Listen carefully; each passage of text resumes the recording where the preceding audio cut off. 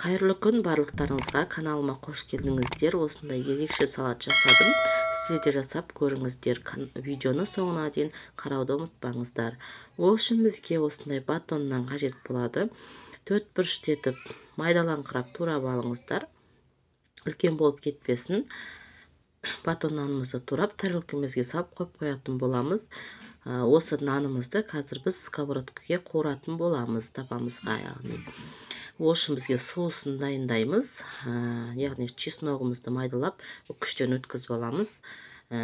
Домашний сухари болады бізде қазір. Қара бұрыш жарты қасық чаймен, чайный қасықпен тәтті бұрыш, яғни паприкамызды аздап тұзымызды саламыз. Сұйық майымызды құятын боламыз. Менде мына жерде аз құйылып қапты видеода. Сондықтан сіздер сұйық майды сәл көптеу құйыңыздар. Осыны араластырып қазір тапамызға құятын боламыз. Осындай сүзгіштің үстінен біз дайындаған соусымызды құйып, жақсылап үстіндегі осындай несін езгілеп алатын боламыз. Астына бізге тек осы сұйықтығы ғана қажет. Осылай езгілеп, енді туралған нанымызды қызып тұрған майға салатын боламыз.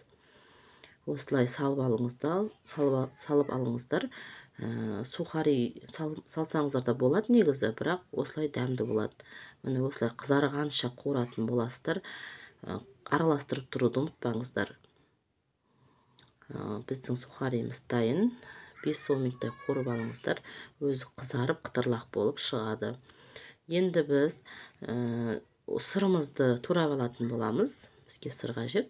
Оны да 4 бұрыштап майдалаңқырақ етіп турап алыңыздар. Тәрелкемізге салып қоямыз. Енді бізге піскен жұмыртқа қажет болады. Жұмыртқамызды да 4 бұрыштап турап алатын боламыз. Осылай турап алыңыздар да тәрелкеге бөлек салып қойыңыздар. Енді бізге помидор қажет.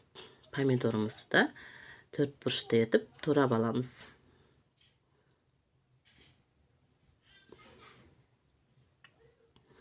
Осылай турап, оны да тәрелкеге салып қоятын боламыз. Әрқайсысын бөлек-бөлек. Тауық етін пайдаланатын боламыз. Тауықтың төс етін. Мен тауықтың төс етін тапамызға қуырып алдым, мариновкасын жасап, өте дәмді болады. Суға пісіріп жасамаңыздар, өйткені олай дәмді болмай шығады. Сондықтан қуырып алыңыздар тапаға. Оны да 4 бұрыштетіп турап тәрелкемізге салып қоятын боламыз.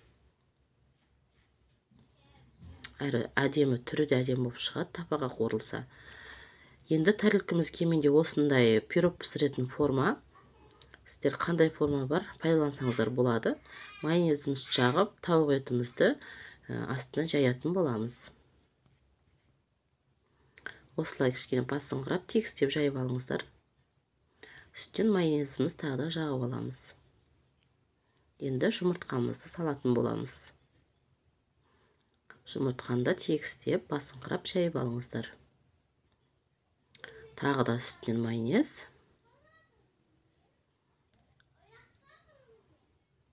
Кішкене жағып қойыңыздар. Сырымызды салатын боламын. Сырымызды да жайып аламыз. Оның үстінен тағы да майонез жағатын боламын. Енді помидорымызды саламыз. Осыдан кейін помидорды осындай вилкамен салыңыздар. Суы бізге қажет емес. Суымен құя салмаңыздар. Былжырап кетеді. Вилкамен тек помидорын ғана салып алатын боламыз. Тағы да майонезімізді жағып, енді үстінен біз сухаримізді салатын боламыз. Домашний сухари өте қытырлақ болып шықты. Осылай жасап көріңіздер, тез-ақ дайын болады. Әрі соусы болғаннан кейін дәмі де ерекше болып шықты. Иісі де өте ерекше болды. Осылай басыңқырап, мен мақ қолданамын, әдемі болып тұрады, ерекше түрі. Сондықтан мақты да сеуіп қойсаңыздар болады. Ақырындап алыңыздар, сразу ала салмаңыздар. Чаймен өткен шашылып кетеді. Сондықтан ақырындап алып алыңыздар. Міне біздің салатымыз дайын. Сәл мақты сеуіп қойыңыздар, шетінің барлық жеріне әдемі болып тұрады. Міне ас болсын сіздерге. Каналыма тіркелуді ұмытпаңыздар. Қыздар, жасап көріңіздер. Рахмет.